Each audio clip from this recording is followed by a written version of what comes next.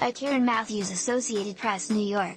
Millionaire real estate scion Robert Durst, who was sentenced last week in California to life in prison for killing a confidant, has been charged in suburban New York City with the death of his wife, Kathie Durst, who vanished in 1982, authorities confer.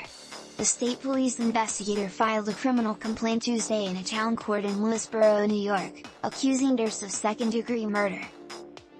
The action wasn't announced at the time by any law enforcement officials or Westchester District Attorney Rocah, who recently convened a grand jury to also consider charges. The Westchester County District Attorney's Office can confirm that a complaint charging Robert Durst with the murder of "We have no further comment at this time," her office said in a statement Friday. The one-page felony complaint filed in Lewisboro cites evidence in the files of the Westchester District Attorney, the New York State Police and the Los Angeles District Attorney, as well as conversations with numerous witnesses and observations of defendants, recorded interviews and observations of. The grand jury was empaneled last week and has started hearing witness testimony, a person familiar with the matter told the Associated Press this week. The person was not authorized to speak publicly about the matter and did so on condition of anonymity.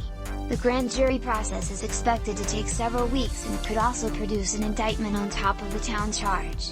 A message seeking comment was left with for Durst's lawyer and Kathie Durst's family. Robert Durst, 78, was sentenced last week to life in prison without parole for murdering a confidant who prosecutors say helped him cover up Kathie Durst's killing. Los Angeles prosecutors say Durst shot Susan Berman in 2000 as she was preparing to confess her role to police.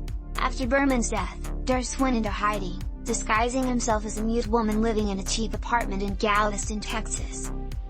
There, he killed a neighbor and chopped up his body, but was later acquitted after telling the jury he did it in self-defense.